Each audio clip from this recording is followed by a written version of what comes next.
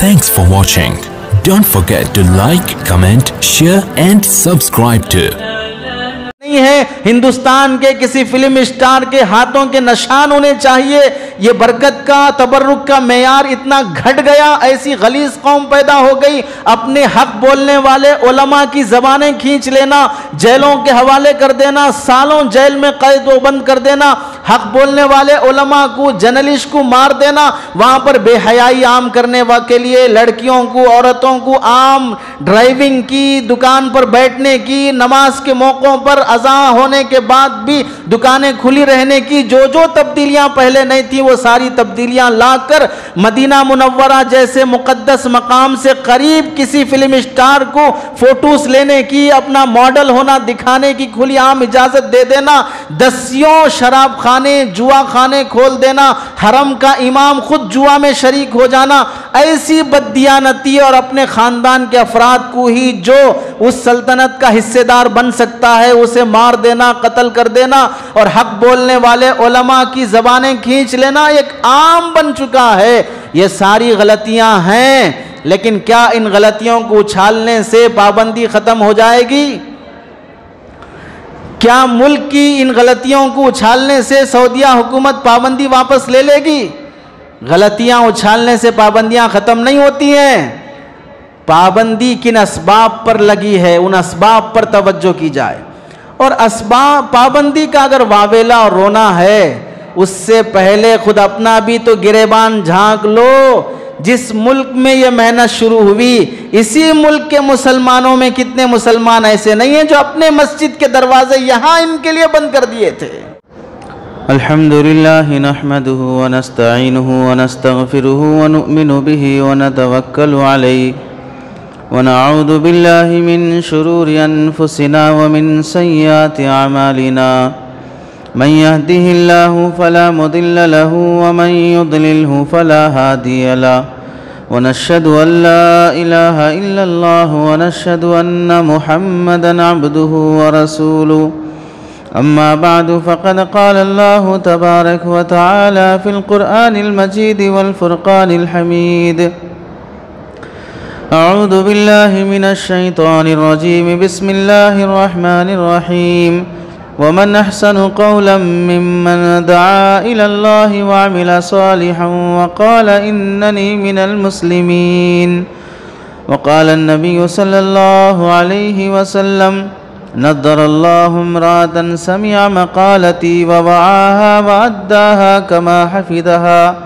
أو كما قال النبي صلى الله عليه وسلم. اللهم صل على سيدنا محمد وعلى آل سيدنا محمد وبارك وسلم. اللهم صل على سيدنا محمد وعلى آل سيدنا محمد وبارك وسلم. اللهم صل على سيدنا محمد وعلى آل سيدنا محمد وبارك وسلم.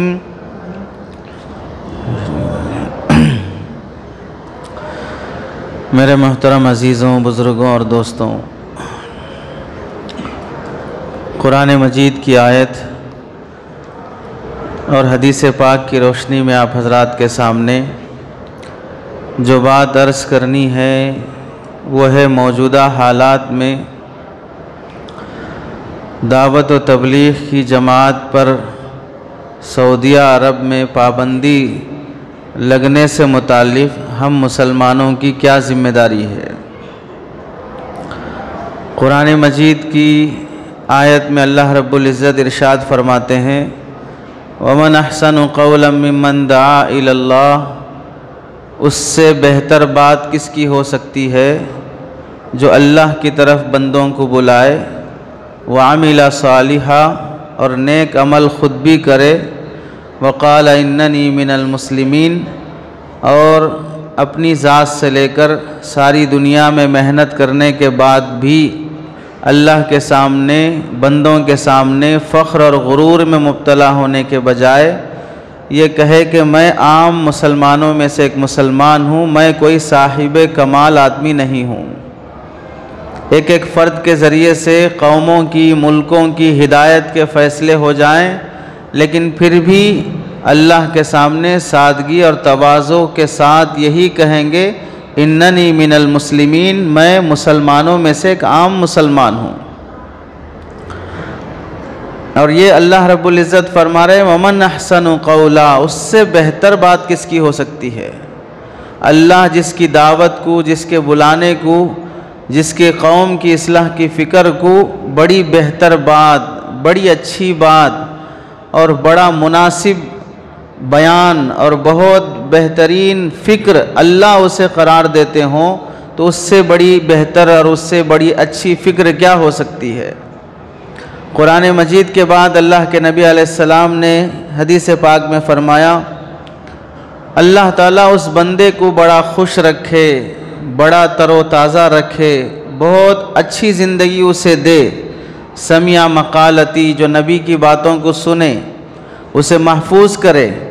اور جیسے اسے یاد کیا، محفوظ کیا ہے، ویسے دوسروں تک پہنچائے۔ اس واسطے کہ کبھی ایسا ہوتا ہے کہ جس دوسرے کو ہم کوئی بات دین کی سناتے ہیں، وہ سنانے والے سے بھی زیادہ آگے کام کر جاتا ہے۔ کبھی کبھار ایسا ہوتا ہے کہ استاد اتنا کام نہیں کرتا جتنا کام شاگرد کر لیتا ہے۔ یہ استاذ ہی کا کمال ہے کہ اسی کی محنت کے نتیجے سے شاگرد ویسا بنا ہے۔ تو جو نعمت دین کی، ایمان کی، عمل کی، تقوی کی تمہارے پاس ہے، اسے دوسروں تک پہنچانے کی فکر کرو، اس سے تم بھی آباد رہو گے، وہ بھی آباد رہیں گے۔ علامہ اقبال رحمۃ اللہ علیہ کو جب اقبال کو علامہ کا لقب دیا جانے لگا، تو اس وقت جب اسٹیج پر بلا کر یہ کہا جانے لگا کہ ہم آپ کو علامہ کا لقب دیتے ہیں، تو علامہ اقبال رحمۃ اللہ علیہ نے کہا کہ بھئی تم مجھے یہ لقب اور یہ عہدہ، یہ منصب دینے سے زیادہ میرے استاذ کو لقب دو۔ استاذ نے کیا کارنامہ کیا ہے؟ جو اشعار، جو فکر تمہاری ہے، جو احسانات قوم پر تمہارے ہیں، وہ تمہارے استاذ نے کیا کیا ہے؟ تو علامہ اقبال رحمۃ اللہ علیہ نے کہا کہ میرے استاذ کا کمال یہ ہے کہ اس نے اقبال جیسے بندے کو بنایا ہے، اس کی محنت سے اقبال بنا ہے۔ تو جب تک میرے استاذ کو شمس العلماء کا لقب نہیں دیا جائے گا، اس وقت تک میرے لیے یہ لقب ایک طرح کا عیب رہے گا۔ تو جب ہم کسی کو کوئی بات پہنچاتے ہیں تو جسے سناتے ہیں، بعد والے لوگ پہلے والے لوگوں سے بھی بڑی محنت کر جاتے ہیں۔ دوسری حدیث میں اللہ کے نبی علیہ السلام فرماتے ہیں لا يبقى على ظهر الارض بيت ودر ولا مدر الا ادخله کلمۃ الاسلام، دنیا میں کوئی کچا پکا مکان باقی نہیں رہے گا مگر یہ کہ اللہ تعالیٰ اس میں دین اسلام کو داخل کر کے رہیں گے۔ ہر کچے پکے مکان میں پہنچ کر دین اسلام کی دعوت دینا، جس سے دین اسلام پھیلے، مسلمانوں کو، انسانوں کو ان کا فطری مذہب ملے، ان کے خالق سے ان کی پہچان ہو، اس کے لیے عملی طور پر محنت کرنے والی ایک جماعت کا ہونا بھی ضروری ہے۔ اللہ کے نبی علیہ السلام کے لائے ہوئے دین کو دنیا کے کونے کونے میں پہنچانے کے لیے اپنی ذات سے تیار ہونے والی افراد کی ایک مستقل جماعت ہونا بھی ضروری ہے۔ قرآن مجید کی ایک آیت جو بڑی مشہور ہے، پڑھتے ہیں کنتم خیر امت اخرجت للناس، بہترین امت ہے، انسانوں کی ہدایت کے لیے نکالی گئی ہے۔ انسانوں میں مسلمان بھی ہیں، غیر مسلم بھی ہیں، یہودی بھی ہیں، عیسائی بھی ہیں، دنیا کے ہر مذہب والے انسان اس میں داخل ہیں۔ تو جو جماعت غیر مسلموں میں کام کرتی ہے وہ بھی کنتم خیر امت کی مصداق ہے۔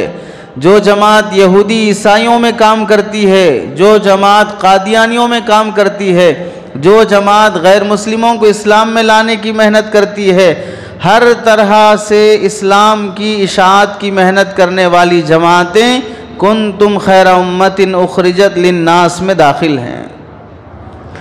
بلکہ بقول تھانوی رحمۃ اللہ علیہ کے کنتم خیر امت اخرجت للناس سے بالخصوص غیر مسلموں میں محنت کرنے والی جماعتوں کو اللہ تعالیٰ نے یہ خطاب فرمایا تأمرون بالمعروف وتنہون عن المنکر میں، اس حصے میں مسلمانوں میں امر بالمعروف اور نہی عن المنکر، بھلائی کا حکم کرنا اور برائی سے روکنا۔ اور بھلائی میں سب سے بڑی بھلائی اسلام ہے، سب سے بڑی خیر کی بات اسلام ہے، اور سب سے بڑی بری بات اور سب سے بڑی خراب بات وہ کفر ہے۔ کفر سے بچانا اور اسلام کی طرف دعوت دینا یہ امت مسلمہ کا فریضہ ہے۔ حضرت علی میاں ندوی رحمۃ اللہ علیہ نے لکھا ہے کہ، اور بالاتفاق تمام علماء کا فتویٰ ہے کہ دعوت کا فریضہ، اسلام دوسروں تک پھیلانے اور پہنچانے کا فریضہ ہر مسلمان پر فرض ہے۔ کیسے پہنچانا ہے، کس نہج سے پہنچانا ہے، کس انداز سے کام کرنا ہے، وہ نوعیت اپنے اپنے حساب سے طے کر کے کام کیا جائے گا۔ کسی ایک خاص نوعیت اور طریقے کو فرض بولنا یہ حماقت اور نادانی ہے۔ ہم جیسے کام کرتے ہیں ویسے ہی کام کرنا اس امت میں ضروری ہے، یہ پاگل پنے کی بات ہے۔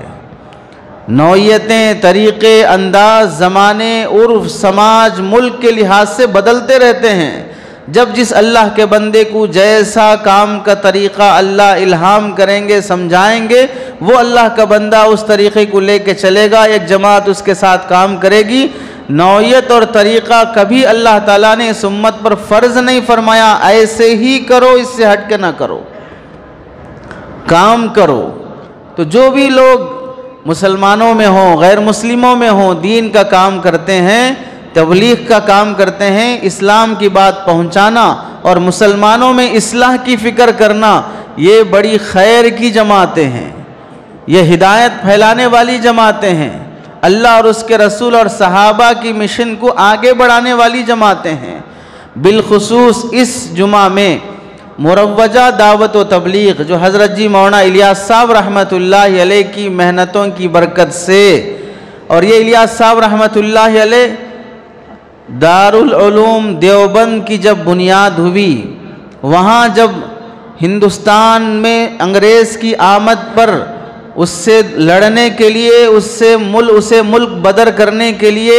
علماء نے جب ایک ادارہ قائم کیا کہ ہندوستان کو آزاد کیا جائے اور مسلمانوں کو ان کے ملی، مذہبی اور قومی مسائل کو حل کرنے کے لیے ایک اجتماعی اور مجموعی فکر پیدا کرنے والے احباب کو پیدا کیا جائے، جن کا ایمان، عمل، تقوی قوم کے لیے رہبر بن سکے، رہنما بن سکے، اسی دارالعلوم دیوبند کے بڑے مایہ ناز علماء اور اساتذہ میں حضرت مولانا شیخ الہند رحمۃ اللہ علیہ جو اسیر مالٹا کہلاتے ہیں، انگریز نے جسے 4 سال تک مالٹا کی جیل میں بند کر دیا تھا اور انہیں لے جا کر انگاروں پہ لٹایا جاتا، کبھی جلتی ہوئی سلاخیں ان کے پیٹھ پر داغی جاتی اور انہیں انگریز کی نفرت دل سے نکالنے کے لیے حتی الامکان کوششیں کی جاتی، بالآخر چاپلوسی سے کام لیا جاتا کہ آپ انگریزوں کی مخالفت چھوڑ دیں، قرآن حدیث پڑھا لیں، بخاری پڑھا لیں، فلاں کام سنبھال لیں، کیوں آپ ان کے پیچھے پڑے ہیں؟ وہی چھوٹا سا جسم رکھنے والا شیخ الہند رحمۃ اللہ علیہ بڑی جسارت اور ہمت کے ساتھ کہنے لگے کہ مجھے جیتے جی انگریزوں کی مخالفت چھوڑنے کی بات کرتے ہو، اگر تم مجھے مار کر جلا بھی دو گے تو میری راکھ سے بھی انگریز کی دشمنی کی بو آئے گی، میری راکھ سے بھی انگریز کی دشمنی کی بو آئے گی، جیتے جی میں اس کی نفرت اور دشمنی کیسے ختم کر سکتا ہوں؟ اسی شیخ الہند رحمۃ اللہ علیہ کے شاگردوں میں ایک مایہ ناز شاگرد حضرت جی مولانا الیاس صاحب رحمۃ اللہ علیہ ہیں۔ استاذ جب ایسی قربانیوں والا ہو، دارالعلوم دیوبند کے بڑے بڑے احسانات میں ایک بڑا احسان یہ ہے کہ دارالعلوم دیوبند نے ایسے علماء کو پیدا کیا کہ وہ علماء اپنے اپنے قوم کے ایک اکیڈمی اور ایک قوم اور ایک بڑی جماعت جو کام کر سکتی ہے، ایک بڑی ٹیم مل کر جو کام کر سکتی ہے، وہ کام ایک ایک فرد کرنے کے قابل بن گیا، ایک تنہا آدمی وہ سارا کام کرنے کے قابل بن گیا۔ حضرت جی مولانا الیاس صاحب رحمۃ اللہ علیہ اسی دیوبند کے سرپرست حضرت رشید احمد گنگوہی رحمۃ اللہ علیہ کے تربیت یافتہ، ان سے بیعت ہو کر اصلاح و تربیت کا معاملہ تکمیل تک پہنچانے کی کوشش میں لگے رہے کہ میرا نفس پاک ہو جائے ذکر مراقبہ، اللہ کی یاد، امت کا غم اور فکر، دل میں تکلیف اور درد ایسا محسوس ہوتا۔ اپنے شیخ حضرت رشید احمد گنگوہی رحمۃ اللہ علیہ سے شکایت کرتے کہ ذکر کرتا ہوں تو بڑی تکلیف سینے میں محسوس ہوتی ہے۔ حضرت رشید احمد گنگوہی رحمۃ اللہ علیہ نے اس مرید اور دارالعلوم دیوبند کے طالب علم کی ذکر کی یہ کیفیت دیکھ کر فرمانے لگے کہ ایک مرتبہ قاسم صاحب نانوتوی رحمۃ اللہ علیہ نے بھی حاجی امداد اللہ صاحب مہاجر مکی رحمۃ اللہ علیہ سے اپنے سینے کے درد کی شکایت کی تھی۔ اس وقت حاجی صاحب نے فرمایا تھا کہ مجھے لگتا ہے کہ اللہ تعالیٰ تم سے بڑا خیر کا کام لینے والا ہے۔ جن کے اساتذہ کی نظر میں ان کا شاگرد اور ان کا مرید ابھی سے ایسی خوشخبریاں پا رہا ہے کہ اللہ آگے چل کر اس بندے سے بڑا کام لے گا۔ اور وہ وقت آیا کہ جب راتوں کی تنہائی میں ایسا رونا، ایسا کڑنا، بستر پر بے چین ہو جانا، 4 دن، 3 دن، 5 دن گزر جاتے لیکن راتوں میں نیند نہیں آتی، بستر پر لیٹتے تو کروٹیں بدلتے، سینے میں ایک طرح کی جلن محسوس ہوتی۔ یہ سب صرف گھر والی ہی محسوس نہیں کرتی، ساتھ میں رہنے والے محسوس کرتے کہ اتنا فکر، اتنا کڑھن، اتنا غم کس وجہ سے ہے، اتنا درد کس وجہ سے ہے۔ اگر کسی کے سینے کا درد کسی کے سینے میں منتقل کر دینے کی طاقت اللہ انسان کو دے دیتے تو حضرت جی الیاس صاحب رحمۃ اللہ علیہ کے سینے میں جو درد امت کی خاطر تھا، اگر وہ سینوں میں منتقل کر دیا جاتا تو پتہ نہیں کتنے سینے درد سے پھٹ جاتے۔ رونے والے ایک نہیں، ایک جماعت بن جاتی رونے والوں کی۔ خواہشات پر جینے والے وہ خواہشات کی طرف کبھی دیکھنے کو دل ہی اور من ہی نہیں کرتا۔ ایسا درد اور کڑھن، کوئی خیریت پوچھنے کے لیے خط لکھتا یا پوچھتا تو حضرت فرماتے بس تبلیغی اور دینی فکر کے علاوہ سب خیر ہے، اس فکر اور اس درد کے علاوہ کوئی پریشانی نہیں ہے، بس یہ فکر ہے کہ مسلمانوں کی اصلاح کیسے ہو۔ ایسے موقع پر جب کہ انگریز ایک طرف مسلمانوں پر یہ محنت کر رہا ہے کہ انہیں عیسائی کیسے بنا دیا جائے، ایک طرف حکومتی طور پر انہیں گھسیٹا اور انہیں گھیرا جا رہا ہے، دوسری طرف شدھی طاقتیں اور وہ تنظیمیں جو مسلمانوں کو ہندو بنانے کی اور کافر بنانے کی مستقل محنت میں لگی ہیں۔ ایسے موقع پر جب کہ مسلمان ہوتے ہوئے انگریز ہندوستان میں آ کر جو مکاری سے اس نے اپنا جال پھیلایا، اس موقع پر 1926 میں حضرت جی الیاس صاحب رحمۃ اللہ علیہ نے جب اس کام کی بنیاد رکھی، ایسا منظر کے بعض علاقے جہاں پر سب کا سب علاقہ مسلمانوں کا ہے لیکن کوئی مسلمان نظر نہیں آتا، نام کے مسلمان ہیں جنہیں کلمہ تک نہیں آتا ہے، کلمہ پڑھنا نہیں آتا ہے، اسلام کے ارکان، نماز، روزہ، زکوٰۃ، بنیادی عقیدوں سے واقف نہیں ہیں، جنازے اور تکفین اور تجہیز کے مسائل سے واقف نہیں، اپنا گھر کا کوئی بندہ مر جائے تو اسے ہندوؤں کی طرح جلا دیا جاتا یا بغیر نماز جنازہ پڑھے دفنا دیا جاتا، شراب ان کی گھٹی میں پڑی ہوئی ہو، بیویوں پر ظلم ایک طرح کا عام رواج ہو چکا ہو، مساجد غیر آباد، مساجد میں بیل بھینس باندھے جا رہے ہوں، ممبر و محراب پہ بیٹھ کر شراب پی جا رہی ہو، ایسے منظر پر، ایسے حالات میں اگر کوئی بندہ فکر کر کے اس علاقے میں جا کر اپنی آبائی خزانے کو قربان کر کے جو مزدوری کرنے جاتے ہیں، محنت کرنے جاتے ہیں، کھیت والوں کے پیچھے پڑ کر کہ آج تمہیں دن بھر مزدوری پہ کیا ملے گا، میں تمہیں وہ مزدوری دیتا ہوں، میری بات سن لو، میری دین کی بات سن لو، کوئی مارتا، کوئی تنبیہ کرتا، کوئی گرا دیتا، کوئی تحقیر کرتا، کوئی ایسے ذلیل کرتا کہ ایسا لگتا ہے کہ سالوں کا قرضہ باقی ہے، اس واسطے یہ ذلت اٹھانا پڑ رہا ہے۔ یہ در در پہنچ کر، یہ گھر گھر پہنچ کر فرد فرد کے ہاتھ اور اس کی ٹھوڑی پکڑ کر محنت کرنا اپنی ذاتی منفعت کے خاطر نہیں بلکہ اس کی آخرت کی خاطر، اور اتنی محنت کرنے کے باوجود بھی یہ کڑن اور یہ اخلاص کا یہ معیار جس بنیاد پر اس جماعت کو قائم کیا گیا، کبھی یہ دعویٰ نہیں کیا گیا کہ ایک مستقل مسلک ہے، ایک مستقل فرقہ ہے، ایک مستقل تنظیم ہے، یہ اپنے عقائد الگ رکھتی ہے، اپنی کتابیں الگ رکھتی ہے، ایسا کبھی دعویٰ نہیں اور نہ یہ حقیقت ہے۔ یہ دارالعلوم دیوبند کی محنتوں کا ایک ثمرہ ہے، اس کی ایک شاخ ہے، اس کی مختلف جہتوں میں پائی جانے والی ہزاروں احسانات میں سے دیوبند کا، دارالعلوم دیوبند کا ایک احسان ہے جو اس شکل میں اللہ نے امت کو دیا ہے۔ ساری دنیا کے لیے ایک بڑی نعمت، سارے انسانوں کے لیے ایک بڑی رحمت، بندوں کو اپنے پیدا کرنے والے سے ملانے کا ایک عمومی اور بہترین ذریعہ، خالق اور مخلوق کے درمیان معرفت پانے کا ایک بہترین راستہ، یہ تبلیغی جماعت کہلاتا ہے۔ مختلف تنظیمیں اور تحریکیں محنت کرتی ہیں، جس اخلاص پر اللہ نے اس جماعت کو اٹھایا ہے۔ دسیوں بار حضرت جی الیاس صاحب رحمۃ اللہ علیہ فرماتے تھے، حتی الامکان کوشش کرو کہ کبھی میرا نام نہ آئے اور میری طرف اس جماعت کو منسوب نہ کیا جائے۔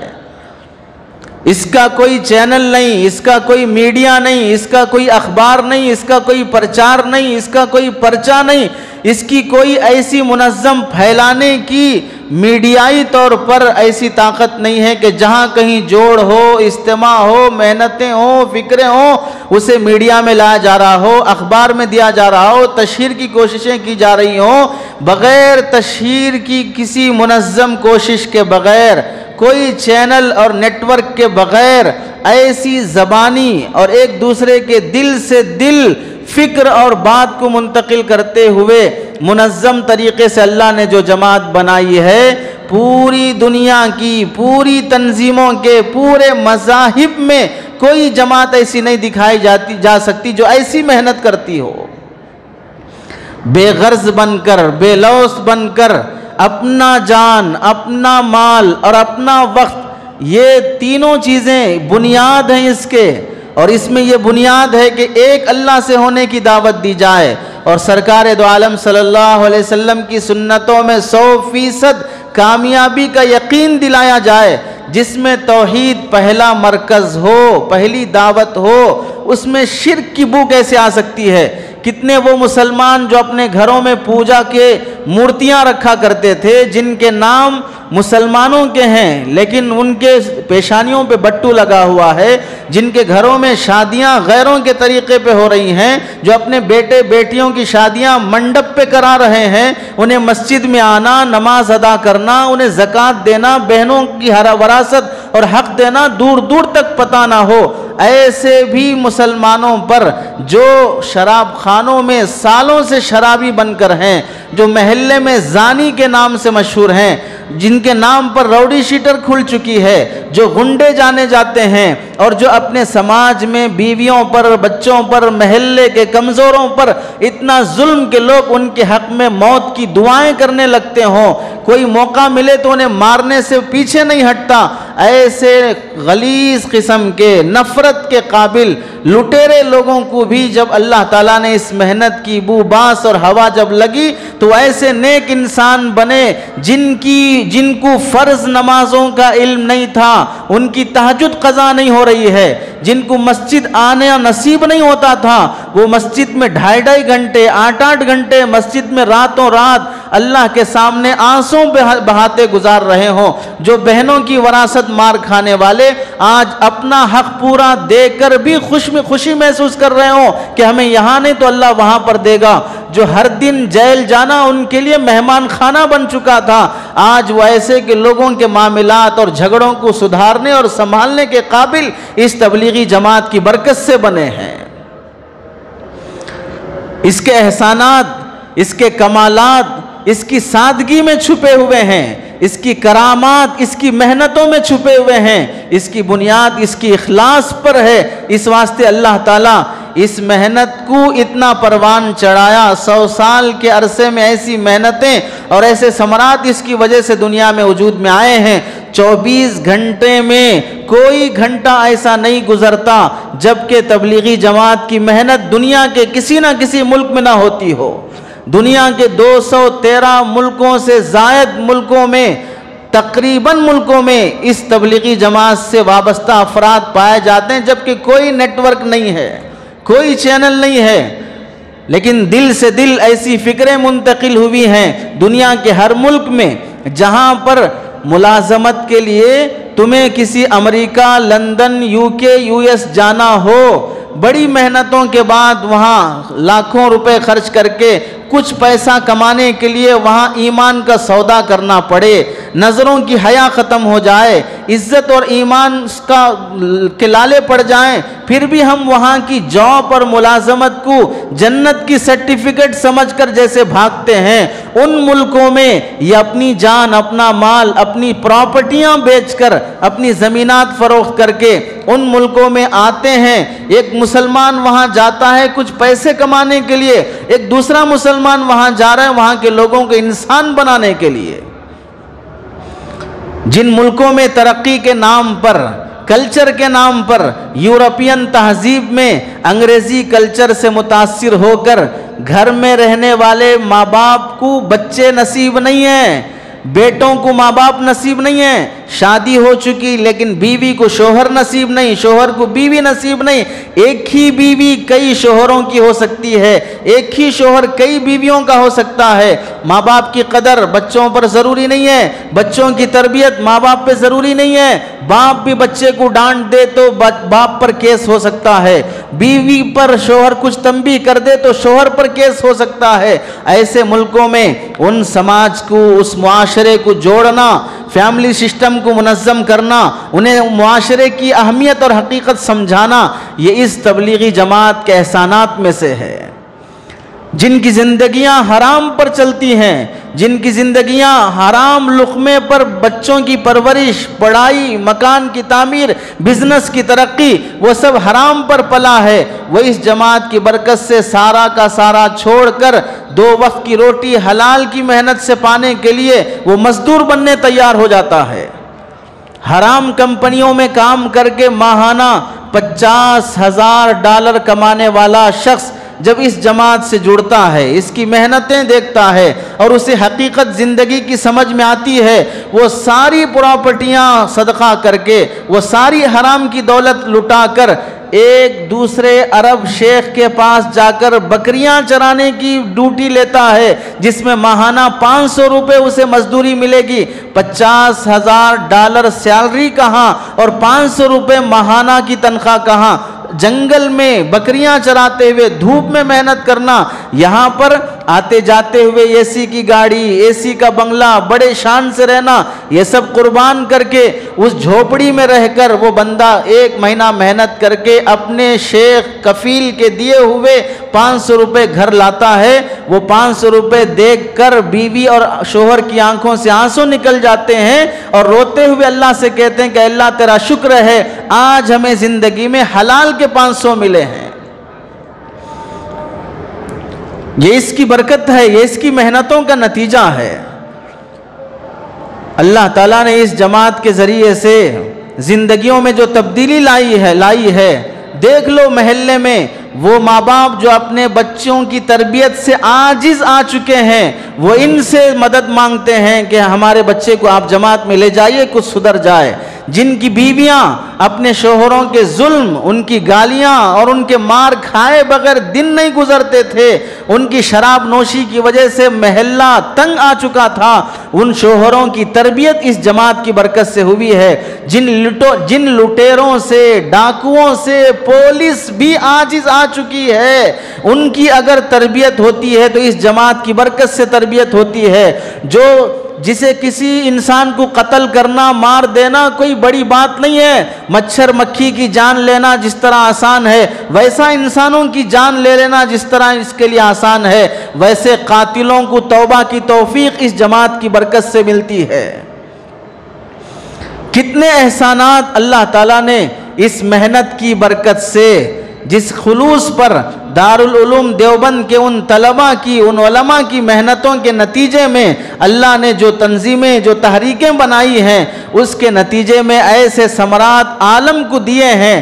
पूरे मुस्लिम ममालिक मिलकर भी अपने मुस्लिम ममालिक में रहने वाले मुसलमानों की तरबियत नहीं कर सके। ये ताना देना आसान है कि ये जमात हिंदुस्तान से उठी है, यहाँ की बनी है, लेकिन इसके एहसानात को भुलाया नहीं जा सकता। सूरज पर थूकने से सूरज मैला नहीं होता, सूरज पर गुबार डालने से वो गुबार आलूद नहीं होता। अपना चेहरा, अपनी शबीह बर्बाद कर लेना, इसके सिवा कुछ हासिल नहीं होता है। कौन कहाँ से पैदा हुआ है, कहाँ से आया है, ये बात महल गुफ्तगू नहीं है। अल्लाह के नबी अलैहिस्सलाम के ज़माने में कोई फ़ारस से आया, कोई रूम से आया, कोई हबशा से आया, मुख्तलिफ़ इलाक़ों से, मुख्तलिफ़ कौमों से, मुख्तलिफ़ ख़ानदानों से ताल्लुक़ रखने वाले मुख्तलिफ़ सहाबा, कोई काला, कोई गोरा, कोई फ़लाँ ख़ानदान का, कोई फ़लाँ ख़ानदान का, नबी की मजलिस में ऐसे बैठे हैं गोया कि एक माँ बाप की औलाद हैं। ऐसा तासुब से पाक, ऐसी नफसानियत से पाक, गोरे काले होने की असबियत से पाक, कौमी और इलाकाई असबियत से पाक जमात जो अल्लाह के नबी अलैहिस्सलाम ने बनाई है, उसकी एक मिसाल इस जमात में देखी जा सकती है, जहाँ पर मुख्तलिफ इलाक़ों से ताल्लुक़ रखने वाले एक जगह जमा होकर एक शख्स की इताअत और फरमाबरदारी में मान कर चलते हैं। जिन्हें मस्जिद का मुंह देखना सालों नसीब नहीं है, वो 40 दिन क्या, 4 महीने क्या मस्जिदों में पड़े रहते हैं और रातों की तहज्जुद में उठकर उस महल्ले के लिए, उस बस्ती के लिए, उस कौम के लिए उतना रोते हैं जितना उस महल्ले का बाप भी अपनी औलाद के लिए रोया ना होगा। उस महल्ले के लोग भी अपनी महल्ले की तरबियत की खातिर कभी रोए नहीं होंगे। बड़ी उम्र के हैं, दाढ़ी सफ़ेद हो चुकी है, चला नहीं जाता है, लेकिन वो तुम्हारे घर के दरवाजे पर खड़ा है। एक जवान शख्स की तश्कील है, इसका बैग मुझे उठा के लेके चलना है। जिसकी एहतराम का शरीयत ने हुक्म दिया वो तुम्हारी खिदमत कर रहा है। जिस नौजवान को जिस बड़े की अजमत करना था, वो बड़ा शख्स उस बच्चे की भी खिदमत कर रहा है। ऐसी तवाज़ो के साथ, ऐसे इखलास के साथ, ऐसी एहतराम इंसानियत के साथ अगर कोई जमात अल्लाह ताला ने बनाई है, ये उलमा की मेहनत, दारुल की मेहनत की बरकत से वो तंजीम, वो तहरीक अल्लाह ताला ने अता की है। कौमों का इनकलाब देख लो, मुल्कों की तब्दीली देख लो। अल्लाह ताला इस जमात की तरक्की जिन बुनियादों पे रखी हैं, पहली बुनियाद ये है कि ये अहले सुन्नत वल जमात,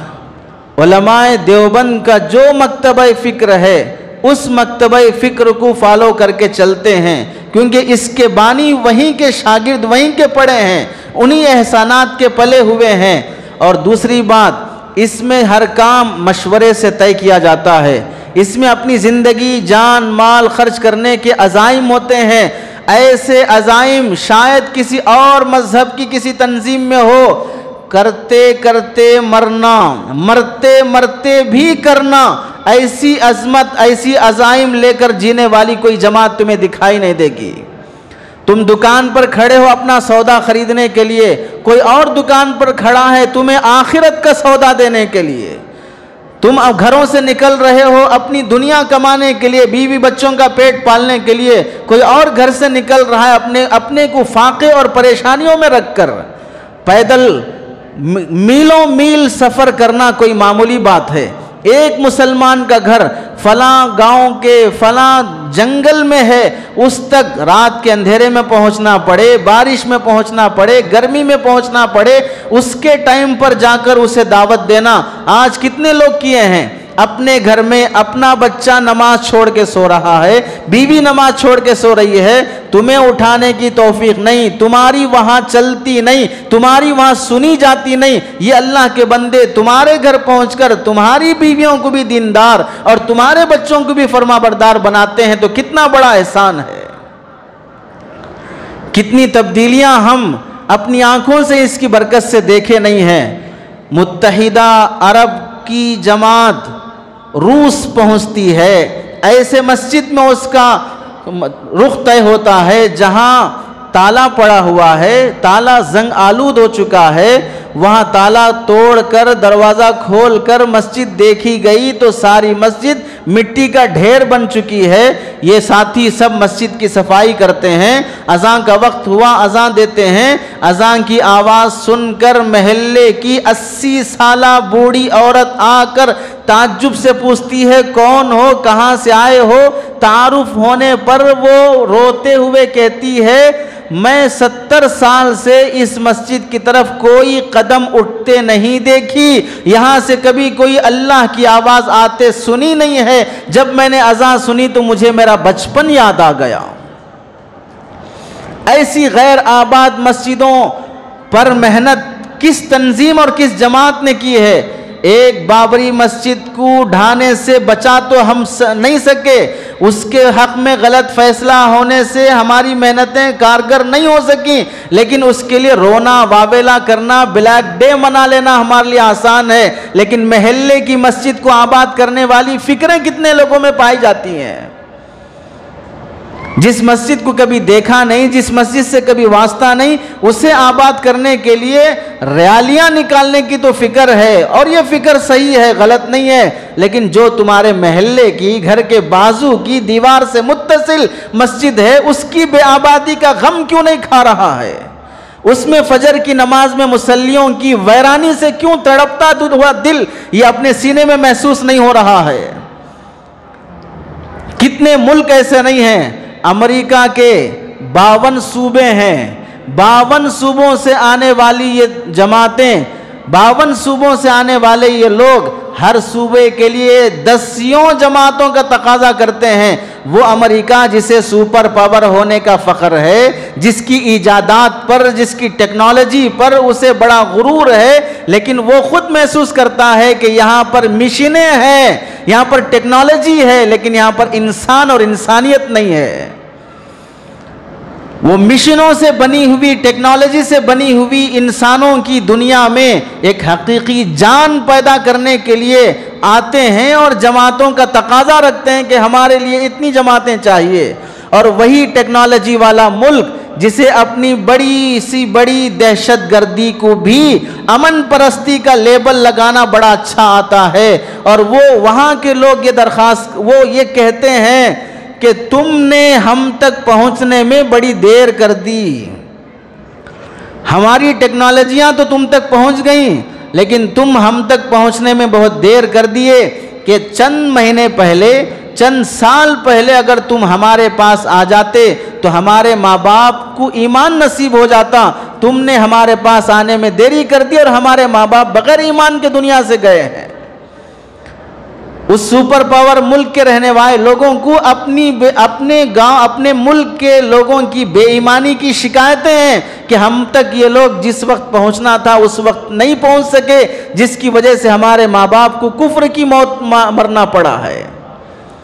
کتنے ایسے ملک نہیں ہیں جہاں پر اللہ تعالیٰ نے اس جماعت کی برکت سے، فلپائن ایسا ملک جہاں پر ایک وقت وہ تھا 100% مسلمانوں کی آبادی تھی، اور جب حالات بدلے، وقت نے کروٹیں کھائی، تو پھر ایک وقت ایسا آیا کہ ایک ہی گھر میں 4 افراد ہیں، لیکن چاروں کا مذہب الگ الگ ہے۔ باپ عیسائی ہے، بیٹا کسی اور مذہب کا ہے، بیوی کسی اور مذہب کی ہے، ہر ایک کی الگ الگ فکریں، ہر ایک کی الگ الگ نظریے ہیں۔ سکون وہاں سے ختم ہو چکا ہے، جب وہاں پر اللہ تعالیٰ ان کی برکت سے 1974 میں پہلی جماعت وہاں پر جاتی ہے، اور وہاں سے محنت کا سلسلہ شروع ہوتا ہے۔ 1993 تک اس 15 سال سے 18 سال کے عرصے میں ایسی محنت ہوتی ہے کہ 1 لاکھ سے زائد مسلمان اپنی جان مال کے ساتھ پوری زندگی کے لیے تیار ہو جاتے ہیں۔ جہاں پر مسلمانوں کو ان کے گھروں میں صحیح مسلمان نصیب نہیں ہے، وہ زندگیاں وقف کرنے تیار ہیں دین اسلام کی اشاعت اور تبلیغ کی خاطر۔ فرانس میں جب فرانس کے لوگ بنگلہ دیش کے اجتماع کے موقع پر ایک بندہ کھڑے ہو کر کہتا ہے، قیامت کے دن تم لوگ مجرم شمار ہوگے، ہم فرانسیسی جو پروڈکٹ ہمارے پاس بنتا ہے، موبائل بنا اور ٹی وی بنی یا کمپیوٹر بنا، جو چیزیں ٹیکنالوجی کے ہمارے پاس بنتی ہیں وہ ہم تم تک پہنچاتے ہیں، تم انہیں استعمال کرتے ہو، دنیا کے فائدے اٹھاتے ہو، دنیا کماتے ہو، لیکن تم اتنے بڑے مجرم ہو۔ ایک کلمہ اللہ نے تمہیں نصیب کیا تھا، وہ مفت کا کلمہ تھا، وہ ہمارا حق تھا، لیکن وہ تم ہم تک نہیں پہنچا سکے۔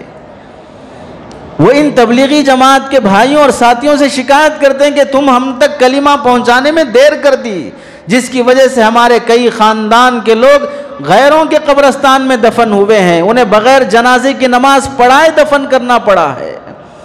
تنزانیہ میں جب یہ جماعت گئی تو ایک دن میں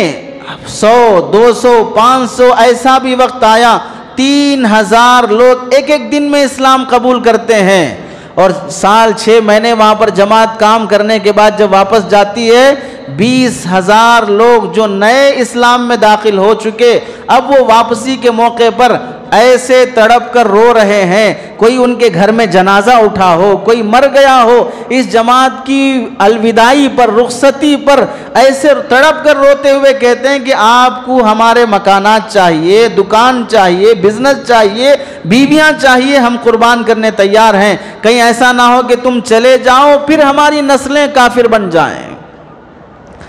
تم چلے جاؤ پھر ہماری نسلیں کافر بن جائیں.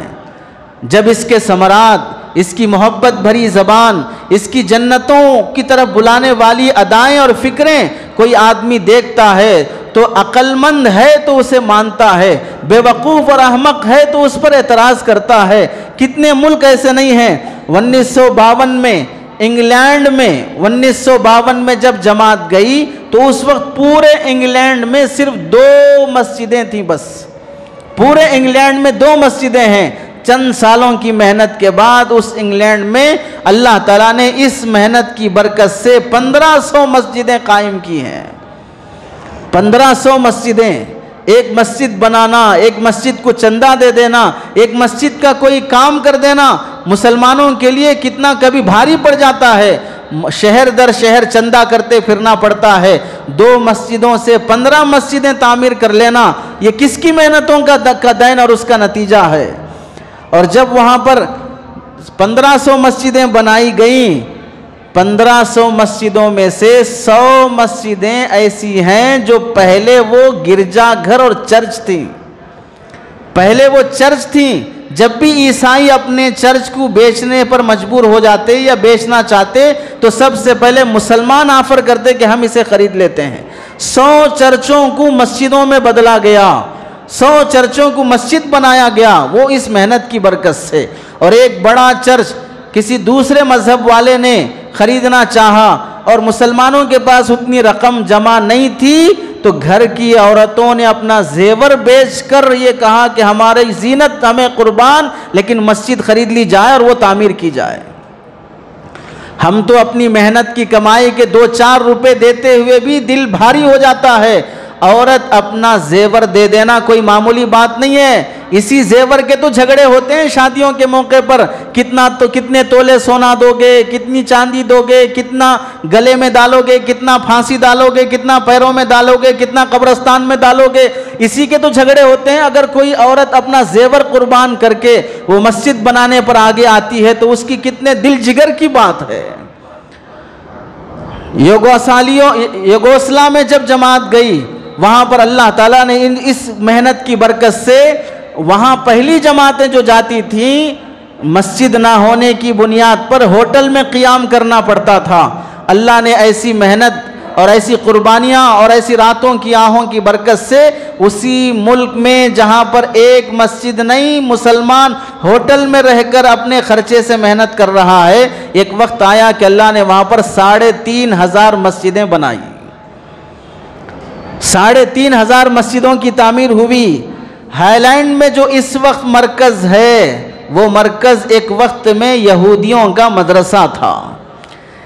اور لندن میں اس وقت جو تبلیغی مرکز ہے ایک وقت میں وہ عیسائیوں کا چرچ تھا. اور ایسے کئی ملک ہیں جہاں پر مسلمان ان بھولے بھالے سادے سیدھے بڑے معمولی قسم کے دکھنے والے دلوں میں فکر اور خلوص سے بھرے ہوئے لوگوں کی محنت سے اللہ تعالیٰ نے کینیڈا میں اس وقت جو بڑا دارالعلوم کہلاتا ہے وہ ایک وقت میں عیسائیوں کا بڑا مدرسہ تھا. آج وہ ایک ادارے میں بدلا ہوا ہے. وہاں قرآن حدیث کی اور بڑے بڑے درجات کی تعلیم ہوتی ہے. کیوبیا میں جب جماعت گئی تو وہاں پر 30 آدمی نئے اسلام میں داخل ہوتے ہیں اور 3000 جو مرتد ہو چکے تھے وہ دوبارہ اسلام میں آتے ہیں. اور جانے والی جماعت فلپائن کی وہ وہاں پر محنت کر کے آتی ہے تو فلپائن میں عورتوں کی جماعت جانے پر جہاں پر آزاد بے حیا بغیر برقعے کے چھوٹے کپڑے تنگ کپڑے پہن کے جانا ان کے لیے فخر کا باعث ہے۔ اس جماعت کی برکت سے جہاں مستورات میں دین کی بات ہوتی ہے، اسی موقع پر 60 عورتیں اپنے گھر میسیج کر کے مجھے برقع لاؤ، یہاں سے پردہ کر کے جانا ہے۔ بے حیا ملک میں ایسی حیا پیدا کر دینا، بے پردگی کے عالم میں ایسا پردہ قائم کرنا جہاں پر جسم چھلکتا ہوا فخر محسوس کرے، وہاں انگلی کے ایک ناخن بھی دکھ جانا ان کے لیے جان دے دینے سے بھی بڑا مشکل لگتا ہو، تو ایسی محنتوں کا نتیجہ وہ اس تبلیغی جماعت کی برکت ہے۔ اس مسجد میں، اس محلے میں، اس بستی میں کتنے لوگ ایسے نہیں ہیں جو پہلے وقت کی زندگی دیکھ لو اور اب کی زندگی دیکھ لو، جن کے لیے لوگ بد دعائیں کرتے تھے، آج انہی کے پاس دعاؤں کی درخواست لے کے آ رہے ہیں، آج انہی کے پاس دعاؤں کی درخواست کر رہے ہیں۔ جس کے آنے جانے سے لوگ نفرت کرتے تھے، آج انہیں گھر میں بلا کر کھلانا فخر محسوس کر رہے ہیں۔ یہ زندگی کی تبدیلی کس کی محنت کا نتیجہ ہے؟ کس کے باپ نے اپنے بیٹے کی خاطر اتنا رویا ہے؟ کس ماں نے اپنے بیٹے کی خاطر اتنا روئی ہے؟ جس قدر یہ لوگ ہفتہ واری اجتماع کے موقع پر شب گزاری میں اپنی بستی اور اپنے محلے کے لیے روتے ہیں۔ میرے بزرگوں، کسی بھی جماعت کی قربانیاں اس کی جب اصل ایک بڑے ادارے سے، ایک بڑے مسلک سے، علماء دیوبند کی محنتوں کے نتیجے میں جب وہ چیز مسلم ہو چکی ہے، تو پھر اس کی اکثر فوائد اور ثمرات کو دیکھا جائے گا، اس میں پائی جانے والی چھوٹی چھوٹی غلطیوں کو دیکھا نہیں جائے گا۔ اصلاح کرنا بھی ہے تو اس کا طریقہ الگ ہے۔ سماج میں جس قوم کو ہم بالکل کاٹ دیے ہیں، گونگے لوگ، بہرے لوگ، کون محنت کرتا ہے؟ اگر کسی کا بیٹا گونگا ہو جائے، بہرا ہو جائے، نابینا بن جائے، تو کون ماں باپ ہیں اپنے بچے کو اسکول میں پڑھائیں گے، انجینئر بنائیں گے، اچھا انسان بنائیں گے؟ ان گونگوں بہروں پر بھی محنت کی منظم کوشش کرنے والی جماعت اللہ تعالیٰ نے اس تبلیغی جماعت کو بنایا ہے۔ اس سے آگے دنیا میں خواجہ سرائے جو ناچنے والے ہوتے ہیں، چھکے کہلاتے ہیں، انہیں تو دیکھنا پسند نہیں کرتے۔ اگر وہ گاڑی کے پاس بھیک مانگنے آ جائیں تو ان کی طرف رخ نہیں کیا جاتا، وہ سماج میں گرے ہوئے سمجھے جاتے ہیں۔ ایسے لوگوں کی تھوڑی پکڑ کر انہیں اسلام کی دعوت دینا اور انہیں دین اور تبلیغ سمجھانا، یہ کام کس جماعت اور تنظیم نے کیا ہے؟ ایک بندہ خود اس جماعت کا جو 40 سال ویسے شادیوں میں ناچتے گاتے لوگوں سے پیسے وصول کرتے ہوئے گزار چکا ہے، اس تک جب اس جماعت کا بندہ پہنچا، اسے سمجھایا، وہ توبہ کر کے دوبارہ صحیح مسلمان بنا، تو اپنے ماتحت میں رہنے والے 200 خواجہ سراؤں کو صحیح راستے پہ لایا۔ کتنے بڑے روڈی قسم کے، غنڈے قسم کے لوگوں کی زندگیوں میں تبدیلی اس جماعت کی برکت سے آئی ہے۔ یہ کوئی ایسا فرقہ واریت پھیلانے والی، ایسی دہشت گردی پھیلانے والی کوئی ایسی جماعت نہیں ہے جس سے نفرت کیا جائے، لیکن قابل اصلاح چیزیں ہر جماعت میں ہوتی ہیں۔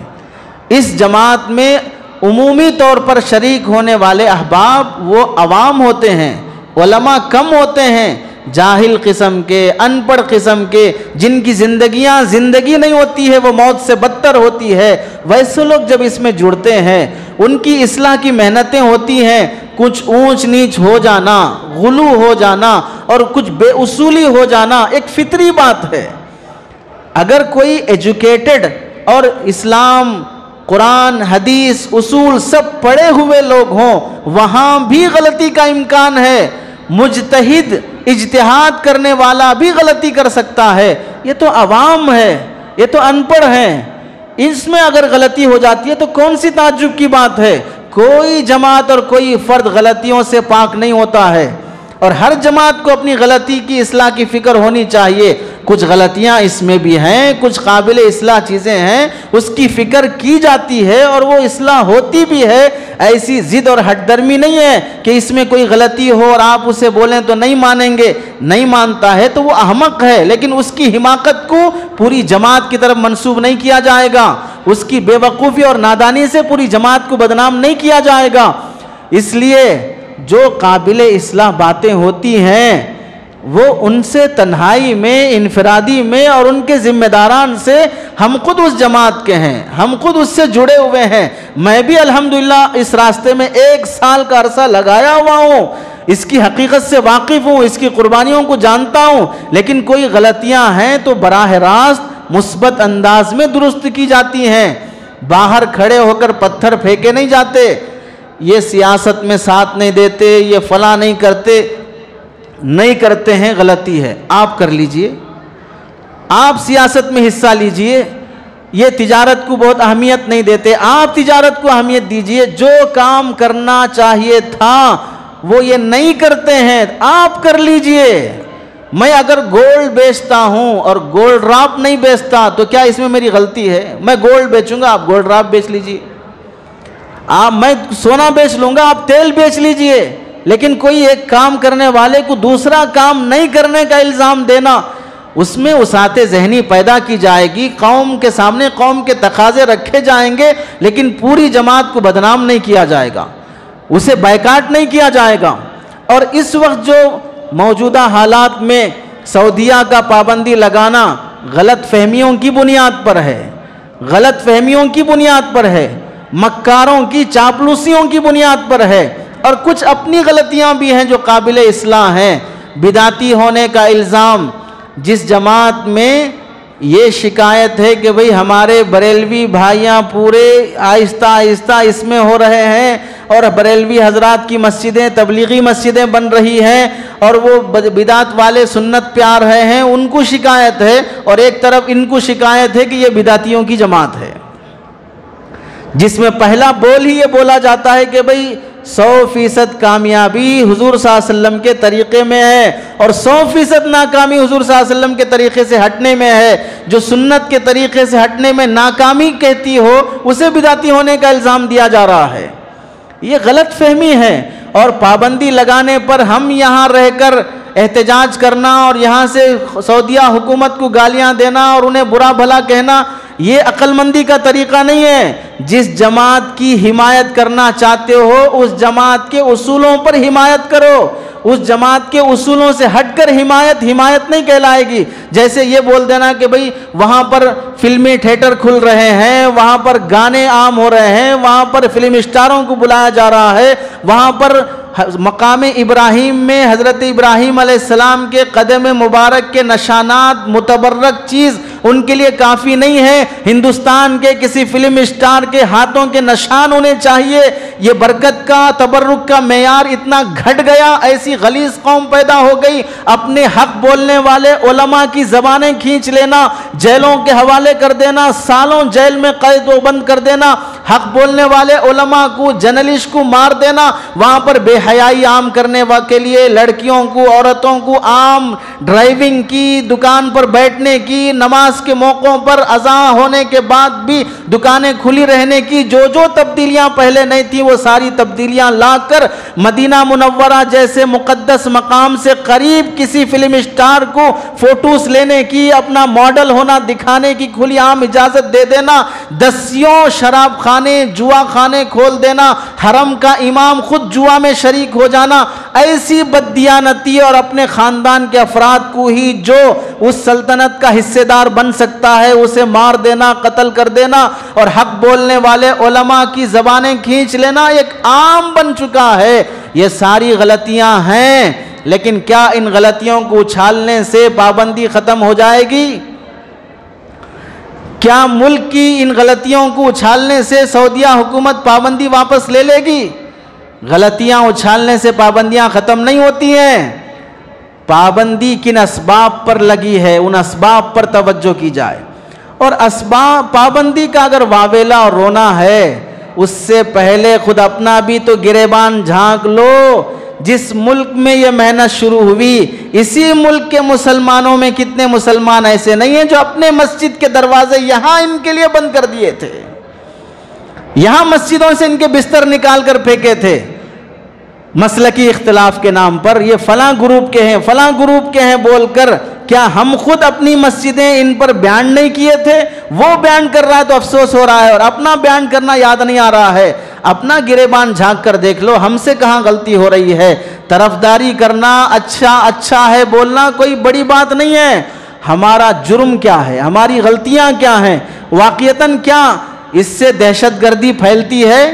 دہشت گردی پھیلتی ہے. بولنے کو تو بولا جا سکتا ہے. اس جماعت سے دہشت گردی اگر پھیلی ہوتی، یمن پر بمباری کس نے کی ہے، قطر کی پابندی کس نے لگائی ہے، مسلمانوں پر، مسلمان ملکوں پر، فلسطین میں مسلمانوں کا خون بہتے ہوئے دیکھ کر بھی وہاں کی فلسطینی کمیٹی کو حج کی خدمات کی ذمہ داری دینے والے جاہل سلاطین کون ہیں، ان کی پوری ہسٹری سب جانتے ہیں. لیکن دہشت گردی کا الزام لگا دینا اور اسے ثابت کرنے میں زمین آسمان کا فرق ہوتا ہے. جہاں پر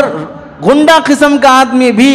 بڑی شرافت کے ساتھ چھوٹے بچے کے سامنے کھڑے ہو کر وہ اسے راستے پہ لانے کی کوشش کرتا ہے، امن کا گہوارہ جسے کہا جا سکتا ہے اور باطل کے خلاف ایک آہنی تلوار دبے آواز میں اور خاموش زبان میں محنت کرنے والی جماعت اللہ نے دیا ہے. اگر کوئی الزام لگا دے، پیڑ پر جب پھل آتے ہیں تو پتھر برستے ہیں،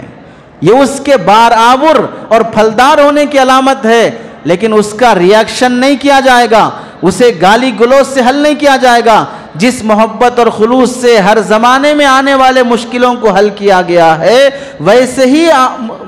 حالات سے، ویسے ہی اصولوں کے ساتھ حل کیا جائے گا. اللہ تعالیٰ سے دعا ہے کہ اللہ عمل کی توفیق نصیب فرمائے. آمین. وآخر دعوانا ان الحمدللہ رب العالمین.